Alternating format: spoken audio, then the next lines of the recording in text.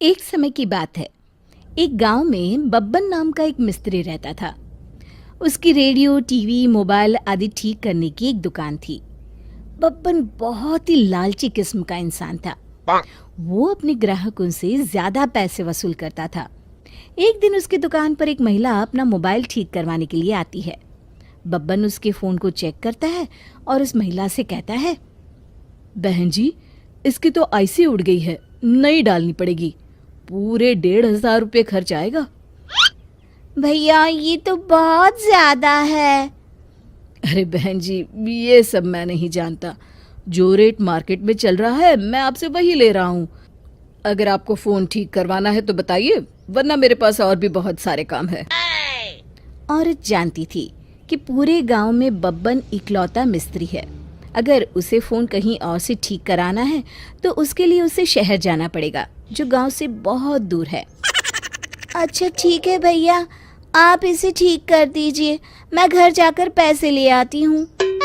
इस तरह बब्बन लोगों की मजबूरी का फायदा उठाकर हमेशा उनसे दुगनी कीमत वसूल करता था। एक दिन बब्बन की दुकान पर एक आदमी अपना पुराना टीवी ठीक कराने के लिए लेकर आता है।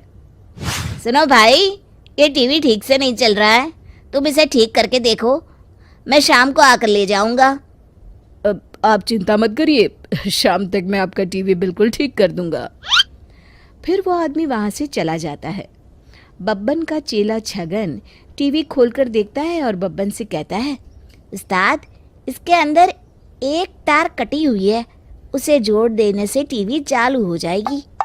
अरे तू अभी नया है, तुझे कुछ नहीं पता।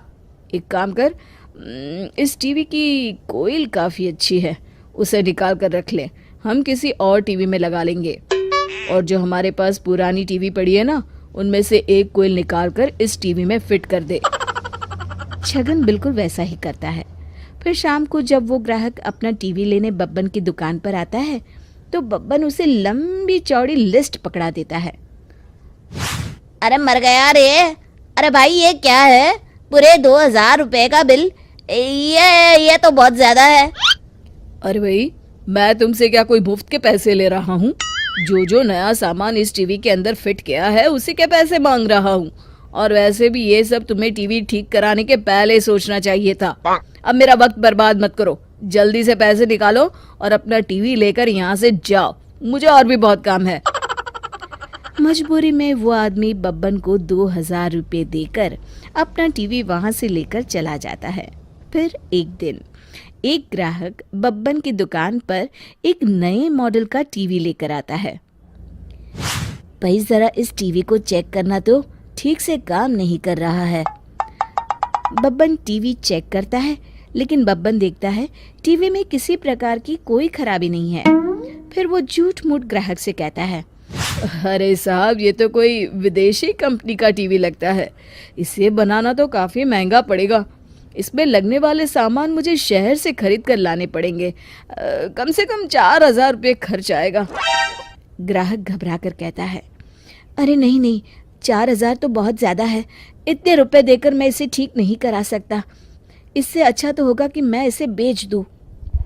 ये सुनकर बब्बन के मन में लालच आ जाता है और उस ग्राहक से कहता है, आप एक काम करिए, इस टीवी को मुझे बेच दीजिए, मैं आपको इस टीवी के 2,000 रुपये दूंगा। ग्राहक बब्बन की बात मान जाता है और बब्बन को 2,000 में टीवी बेचकर वहां से चला जाता है। ग्राहक के जाते ही बब्बन खुश होकर अपने चेले छगन से कहता है, आज तो बहुत अच्छा बकरा फंसा है, इतनी महंगी टीवी सिर्फ 2,000 रुपये में बेचकर चला गया। फिर एक दिन बब्बन मिस्त्री अपनी दुकान पर काम कर रहा होता है। तभी एक पुलिस वाला उसके पास आता है। बब्बन ये देखकर हैरान हो जाता है कि पुलिस वाले के साथ वो आदमी भी है जिसने उसे 2,000 रुपये में अपना टीवी बेचा था। पुलिस वाला बब्बन से कहता है, क्या तुम इस आदमी को जानते हो? और वो जो पीछे तुम्हारे पास टीवी रखा है, वो तुमने इस आदमी से खरीदा है? बब्बन घबराकर जवाब देता है, हाँ साहब, लेकिन बात क्या है?